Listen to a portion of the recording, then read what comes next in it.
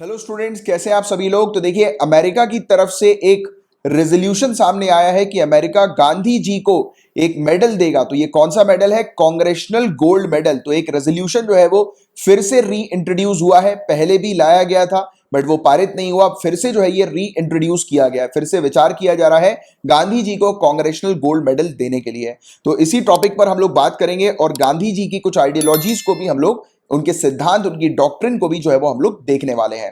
Right, तो बने रहिएगा एंड तक। मैं लेक्चर के एंड में आपसे एक क्वेश्चन पूछूंगा जिसका आंसर जो है वो आपको देना है। तो काफी इंपॉर्टेंट टॉपिक है, तो इसकी हम लोग शुरुआत करते हैं। तो देखिए, एक रेजोल्यूशन अभी रिसेंटली हमें देखने को मिल रहा है, री इंट्रोड्यूस किया गया है United states house of representatives में।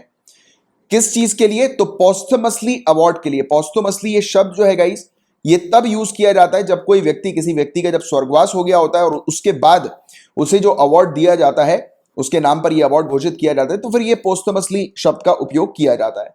तो कांग्रेशनल गोल्ड मेडल, ये अवार्ड का नाम हम लोग को देखने को मिल रहा है। तो गांधी जी को देने के लिए ये रेजोल्यूशन जो है वो सामने आया है। गांधी जी के जो मेथड जो हम लोग को देखने को मिलते हैं नॉन वायलेंस के, राइट, अहिंसा। आपको पता है कि गांधी जी जो है उन्होंने नॉन वायलेंस के चलते ही ब्रिटिशर्स को हरा दिया था। राइट, सभी लोग, आप सभी देशभक्त लोग जानते हैं, है ना।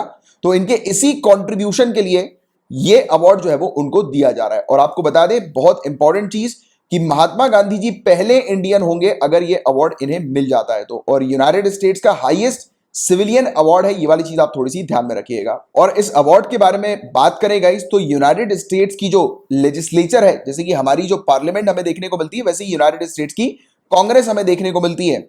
तो इसका ये गोल्ड मेडल है और ये हाईएस्ट एक्सप्रेशन माना जाता है। यानी कि जब भी ये मेडल किसी को दिया जाता है वो नेशनल एप्रिसिएशन के लिए दिया जाता है। यानी कि कोई व्यक्ति अपने नेशन के लिए अगर कुछ बहुत ही यूनिक चीज कर देता है तो उसको इस मेडल से, इस अवार्ड से सम्मानित किया जाता है।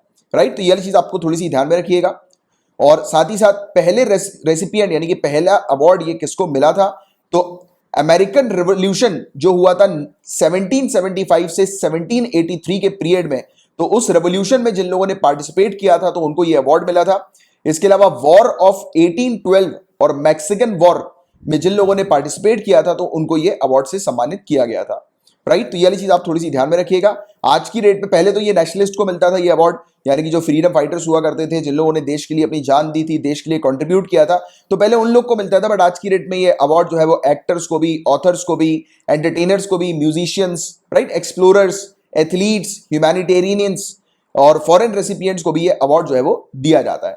राइट, इसके अलावा ये अवार्ड 1980 में United states summer Olympics team को भी मिला, रॉबर्ट एफ कैनेडी को, नेल्सन मंडेला को, जॉर्ज वॉशिंगटन को और भी काफी सारे लोगों को यह अवार्ड से सम्मानित किया जा चुका है। रिसेंटली ये अवार्ड जो है वो दिया गया है यूएस की कैपिटल पुलिस को। आपको पता है एक घटना हम लोग को देखने को मिली थी इसी साल जनवरी के महीने पर, हम लोग को देखने को मिली थी। जनवरी में यूनाइटेड स्टेट्स की कैपिटल में हमला कर दिया था कुछ लोगों ने, स्पेशली कुछ लोग, क्या वो डोनाल्ड ट्रंप के ऊपर भी कार्रवाई हो गई थी क्योंकि उसी ने अपने सपोर्टर से कहा था कि प्रेसिडेंशियल इलेक्शन जो है उसमें घपला है। तो फिर वो सभी लोग जो है उसके जो सपोर्टर्स थे डोनाल्ड ट्रंप के, वो पहुंच गए थे कैपिटल, अटैक कर दिया था, बिल्डिंग वगैरह में तोड़फोड़ करना शुरू कर दिया था। बहुत बड़ी घटना थी, हम लोग को ये देखने को मिली थी, अगर आपको शायद याद हो तो वहां पे जो पुलिस थी उनको ये अवार्ड से सम्मानित किया गया क्योंकि उन्होंने सिचुएशन को जो है वो हैंडल किया था। तो गाइस, इस अवार्ड के बारे में हमने पूरी जानकारी ले ली। अब हम गांधी जी के बारे में जो है वो थोड़ी सी चर्चा करने वाले हैं। बट उससे पहले आप लोग के लिए क्वेश्चन, नीचे कमेंट बॉक्स पर आंसर लिखकर बताइए किस अवार्ड की हम लोग बात कर रहे हैं, क्या नाम है इस अवार्ड का। और गांधी जी को अगर ये अवार्ड मिलना चाहिए तो आप जरूर हैशटैग गांधी जी करके डालिए कि गांधी जी को ये अवार्ड मिलना चाहिए। राइट, और आप भी अपना अगर चाहते हैं ओपिनियन वगैरह डालना कि क्यों मिलना चाहिए गांधी जी को ये अवार्ड, तो आप जरा कुछ शब्दों में जो है वो जरूर लिखिएगा नीचे कमेंट बॉक्स पर। तो देखिए, ये इस क्वेश्चन का आंसर लिखकर बताओ कि इस अवार्ड का क्या नाम है। अभी तक आपको याद है भी कि नहीं इस अवार्ड का नाम, कि सिर्फ ऐसे ही सुने जा रहे हो माइंड बंद करके? लिख के बताइए नीचे कमेंट बॉक्स पे। तो देखिए, नॉन वायलेंस, अब गांधी जी के नॉन वायलेंस आइडियोलॉजी को जो है वो, इनकी डॉक्ट्रिन को जो है वो थोड़ा सा हम लोग समझते हैं। ये भी एक काफी इंपॉर्टेंट चीज है। तो नॉन वायलेंस का जो प्रिंसिपल है, सभी लोग इससे वाकिफ है। नॉन वायलेंस, हिंसा नहीं करनी है, फिजिकल वायलेंस का उपयोग नहीं करना है सोशल और पॉलिटिकल चेंज को हासिल करने के लिए। बिना फिजिकल वायलेंस के उपयोग के, मतलब कि अहिंसा के थ्रू आपको सामाजिक और राजनीतिक बदलाव को अचीव करना है। राइट, तो ये चीज यहां पर बताई गई। महात्मा गांधी जी के पॉइंट ऑफ व्यू से ये एक प्रकार की टेक्निक है, एक प्रकार की टेक्निक जिसमें ये किस पर फोकस करते हैं कि विरोधों को समाप्त करना है। जो भी विरोध है जो भी इश्यूज है, जो भी प्रॉब्लम्स है, उनको एंड करो, ना कि जो प्रॉब्लम क्रिएट कर रहा है उसको एंड करो। मतलब विरोधियों को नहीं जो है वो समाप्त करना है, बल्कि विरोधों को, इश्यूज को जो है वो, प्रॉब्लम्स को जो है वो समाप्त करना है। तो ये वाली चीज हमें इसमें देखने को मिलती है। और नॉन वायलेंट एक्शन कुछ इस प्रकार से लिया जाए जहां पर लोग बाग जो है वो कॉन्फ्लिक्ट करें, मतलब स्ट्रगल करें, प्रोटेस्ट करें, बट उसमें हिंसा नहीं होनी चाहिए, वॉयलेंस नहीं होनी चाहिए। तो ये चीज नॉन वॉयलेंस के प्रिंसिपल, नॉन वॉयलेंस के सिद्धांत के तौर पर हमें देखने को मिलती है। इसके अंदर 3 कैटेगरीज बताई जाती हैं, जैसे कि आप प्रोटेस्ट करो, मार्च वगैरह के थ्रू, विजिल्स वगैरह के थ्रू प्रोटेस्ट करो, बट उसमें हिंसा नहीं होनी चाहिए। नॉन कॉपरेशन, जैसे नॉन कॉपरेशन मूवमेंट है, जैसे कि ब्रिटिशर्स ने क्या किया था, ब्रिटिशर्स ने जब हमारे ऊपर कंट्रोल किया था तो गांधी जी ने क्या बोला कि आप फॉरेन प्रोडक्ट्स का उपयोग करना बंद कर दो, जो प्रोडक्ट इंपोर्ट होते हैं, इनके कपड़े भी मत पहनो। खुद ही जो है वो खादी इन्होंने शुरू कर दी, चरखा खुद चलाना शुरू कर दिया था। देखिए, इन्होंने बोला कि खुद हम कपड़े बनाएंगे, हम फॉरेनर्स के कपड़े नहीं इंपोर्ट करवा के पहनेंगे, उनके कपड़े हमें नहीं पहनने, उनके द्वारा बनाए गए, हम अपने खुद के कपड़े पहनेंगे, जला दो उनके कपड़ों को। हुआ ना ये सब स्टोरी, आपको याद होगी, पढ़ी होगी आपने ये सब पूरी स्टोरीज। उन्होंने बोल दिया था कि ये फॉरेनर के स्कूल में नहीं जाना है हम लोग को अपने खुद के स्वदेशी स्कूल्स में जाना है, फॉरेनर के स्कूल में नहीं जाएंगे हम लोग। फॉरेनर एजुकेशन को इन्होंने अवॉइड किया था। बट अनफॉर्चुनेटली ब्रिटिशर की काफी सारी चीज जो है वो हमारे देश में आज भी लागू है। इवन काफी सारे ऐसे ड्रैकोनियन लॉज, जिसको हम लोग बोलते हैं, कानून इस प्रकार के हमें देखने को मिलते हैं जो आज भी लागू हैं। बताइए जरा, अगर आपको कुछ याद है तो, कि कौन सी ऐसी ब्रिटिशर्स के समय से चली आ रही चीजें हैं जिन्होंने कबाड़ा करके रखा इस देश का। बताओ जरा नीचे कमेंट बॉक्स पे अपने ओपिनियन को। और नॉन वायलेंट इंटरवेंशन, आप इंटरवीन करो, आप सामने वाले को जो है वो मारना पीटना नहीं है। जैसे कि सामने वाले के सामने जाकर खड़े हो जाना, उसके ऑफिस के सामने जाकर, जैसे कि मुन्ना भाई एमबीबीएस में आपने देखा था, एक वो लगे रहो मुन्ना भाई मूवी, तो वो बाहर जाके खड़ा हो गया था संजय दत्त, याद है किस किस को ये पिक्चर याद है? तो उस प्रकार से आपको करना है, ब्लॉक करो चीजों को, बट वायलेंस नहीं होना चाहिए, राइट? तो ये वाली चीज। और 2 अक्टूबर को बहुत बड़ी बात है, हमारे महात्मा गांधी जी का जो बर्थडे आता है 2 अक्टूबर को, सभी लोग अब जानते हैं। तो इस दिन international day of non violence मनाया जाता है। इंटरनेशनल डे, इंटरनेशनली ग्लोबली जो है वो इस दिन को रिकॉग्नाइज किया जाता है, इनके बर्थडे को नॉन वायलेंस के तौर पर रिकॉग्नाइज किया जाता है। तो नॉन वायलेंस के मामले में बहुत फेमस थे ये। उस समय सोशल मीडिया का जमाना नहीं था यार, उस समय इतने फेमस हो गए थे, आप बहुत सोचो कि क्या फॉलोअर्स हुए होंगे उनके, तगड़े एकदम। और एक कंट्री नहीं, 2-2, 3-3, 4-4 कंट्रियों में, छोटी मोटी बात नहीं है। उस जमाने में जिस समय कोई कम्युनिकेशन नहीं हुआ करता था, आप सोचो क्या पॉपुलैरिटी हुई होगी और कैसे मैसेज जो है वो आग की तरफ मतलब जाते थे इनके। सोचिए आप, लोग दीवाने थे इनके।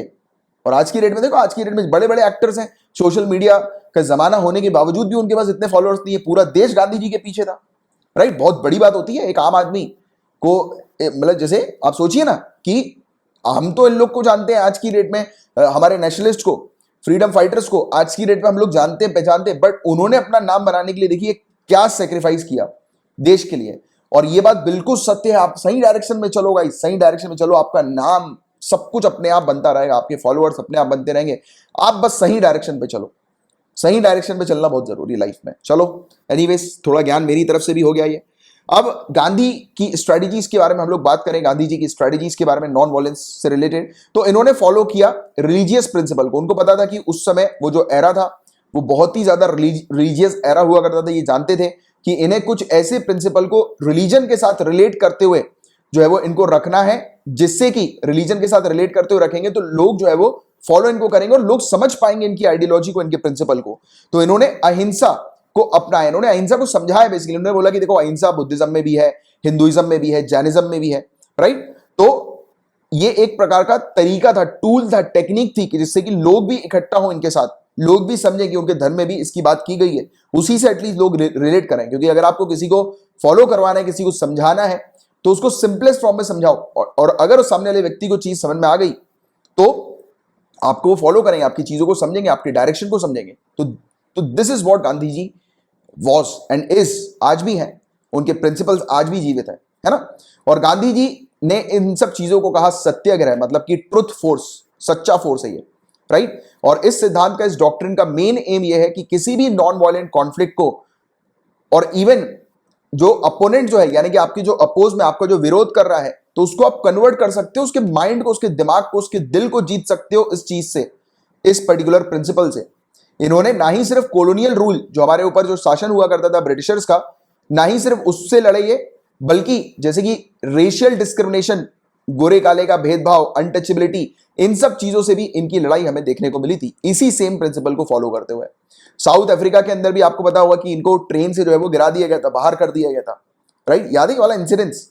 तो वहां पर भी ये लड़े लड़े थे साउथ अफ्रीका के अंदर, राइट। और फिर उसी समय जब इन्होंने इन सब मेथड का उपयोग किया तो उसको नाम दे दिया सत्याग्रह। और महात्मा गांधी जी का पहला सिविल डिसोबीडियंस मूवमेंट भी इंडिया के अंदर हमें देखने को मिला था। इंडिगो कल्टीवेटर्स के सपोर्ट में था ये, 1917 में चंपारण बिहार में हुआ था, याद होगा आपको ये चीजें। 1919 में इन्होंने रॉलेट एक्ट को लॉन्च किया था, राइट। तो उस समय भी इन्होंने इसी प्रकार से सत्याग्रह का उपयोग किया था। नॉन कॉपरेशन मूवमेंट तो बहुत ही मैसिव मूवमेंट, हम लोग को एक बहुत बड़ा विशालकारी मूवमेंट देखने को मिला था, पूरा का पूरा इसी मेथड के ऊपर बेस्ड था। दूसरे एग्जाम्पल भी सॉल्ट सत्याग्रह, क्विट इंडिया मूवमेंट, तो ये सब चीजें भी हमें देखने को मिली थी। तो ये था पूरा ओवरऑल टॉपिक। और आपको बता दें कि काफी सारे लोग हैं जैसे कि Martin Luther King, Nelson Mandela, Dalai Lama, Aung San Suu Kyi, right, जिन्होंने बापू के रास्ते को जो है वो फॉलो किया। और रास्ते को फॉलो करके आप देखिए कि इन्होंने एक पूरे वर्ल्ड को चेंज कर दिया, यानी कि जिस एरिया पर ये थे उस एरिया पर, जिस एरा पे थे ये, उस एरा को चेंज किया। और आज भी सभी लोग इनको याद करते हैं, इनके प्रिंसिपल्स, इनकी पॉलिसीज को याद करते हैं, राइट, और उसको फॉलो करते हैं, कोशिश करते हैं कि अपने मतलब जीवन में इसको जो है वो अपनाएं। तो ये सब चीजें हैं, तो इसके बारे में ये बताया गया, पूरा आर्टिकल था ये। तो होपफुली आपको ये अच्छा लगा होगा गाइस, और अच्छा लगा है तो लाइक का बटन जरूर हिट कीजिएगा, शेयर करिएगा, और आपके ओपिनियन जरूर, जो मैंने आपसे क्वेश्चन पूछा है उस क्वेश्चन का आंसर जरूर दीजिएगा कि ये अवार्ड जो है, ये जो मिलने वाला है महात्मा गांधी जी को, राइट, तो इस अवार्ड का नाम क्या है? पहली बात तो ये आपको याद है कि नहीं, ये बात भी बहुत जरूरी है, तो इसका नाम लिखिए। और दूसरी चीज आप मेंशन करिए कि गांधी जी को क्यों मिलना चाहिए, आपके खुद पर्सनल विचार, कहीं से कॉपी पेस्ट नहीं करना, पर्सनल विचार खुद जो भी मन में आ रहा है लिखो, बट लिखो जरूर, ठीक है।